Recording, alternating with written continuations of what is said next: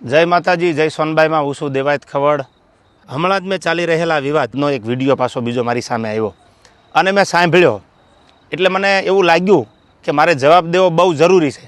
Public સુધી, સારા માણસ સુધી એક સારો મેસેજ પહોંચે એટલા માટે। એ વિડીયોમાં એ બોલે છે પહેલો પોઈન્ટ કે એડ્રેસ છુપાવવું પડે છે એને। તો મારે એડ્રેસ કેમ છુપાવવું પડે ભાઈ?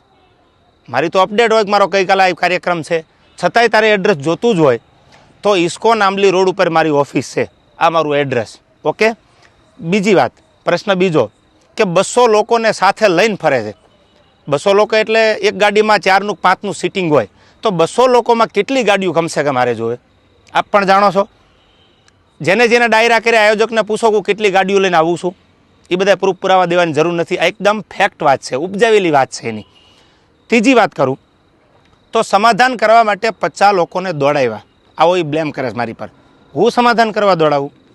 તું એવડી મોટી કોઈ તોપ નથી તો હું સમાધાન કરવા માટે 50 લોકોને દોડતા? ઓથેન્ટિક પુરાવો કે તે જ્યારે આ બનાવ બન્યો 2 વર્ષ પહેલાં સોનબાઈ માના મંદિરે જ્યારે સમાધાન કરવાનું હતું ત્યારે પ્રવીણદાન ગઢવી એટલે કે મોગલ સેનાના પ્રમુખ, મને ફોન આવ્યો પેલો દીપકભાઈ કાઠીનો અમદાવાદ કે પ્રવીણદાનને કામ છે। પ્રવીણદાનને કોન્ફરન્સમાં લીધા અને મને પ્રવીણદાને કીધું કે કોઈ પણ રીતે આ મામલો પતાવવાનો છે, તમે પ્લીઝ।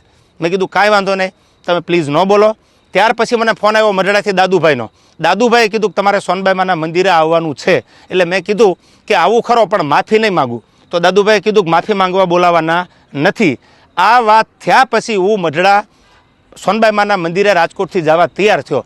એટલે તું એવી કોઈ મોટી તોપ નથી કે મારે સમાધાન માટે 50 લોકોને તારી પાછળ દોડાવવા પડે। મારે બહુ જાજી વાત કરવી નથી, કારણ કે પબ્લિક પાસે, ઓડિયન્સ પાસે એટલો બધો સમય નથી આ ફાલતુ વાતું સાંભળવાનો।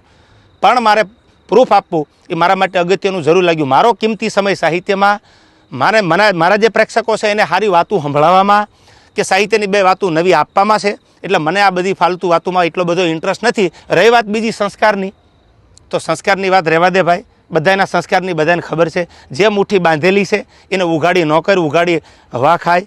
એટલે આ બધી વાત છોડી દે। અને રહી વાત છેલ્લી મોરાની, તો તને સ્ટેજ પરથી પણ કીધું હતું કે જેદી મજા આવે ત્યારે મોરે મોરો દેવાની તારી તૈયારી છે, એથી જ આજે મારી તૈયારી છે, પહેલ તે કરી છે। એટલે હું તારી રાહ જોઉં છું। સમાધાન પછી સ્થિર પાણીમાં કાંકરીનો ઘા તે કર્યો છે, તો હું તારી રાહ જોઉં છું। આઈ એમ વેઇટિંગ ફોર યુ। કોઈ લાંબી ચર્ચા કરવાની જરૂર નથી। મેં આની પહેલાંય કીધું હતું ને, હજી કહું છું, ડાયલોગબાજી બંધ કરી દે।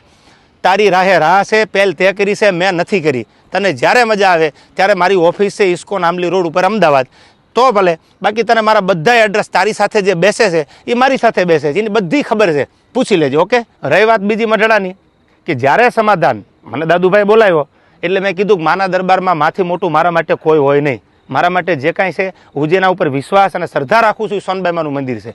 એટલે મેં માફી માંગી લીધી, નો ડાઉટ, વાત પૂરી થઈ ગઈ। ત્યાર પછી એવું બોલ્યો કે સમાધાન પછી આ ભાઈએ ચાળા કર્યા છે। એક પણ ચાળાનો વિડીયો બતાવી દે, ઓડિયો બતાવી દે તો હું માનું કે તું સાચો છો। દૂધનું દૂધ અને પાણીનું પાણી, આ બધોય જવાબ સાંભળનારા 18 વરણે આપી દીધો છે। મને તો એટલું યાદ આવે કે સોનબાઈ માના સાનિધ્યમાં સમાધાન થયા પછી આ વસ્તુ જે બની ખોટી છે, જે કરવું હોય એ વેલકમ। જય માતાજી।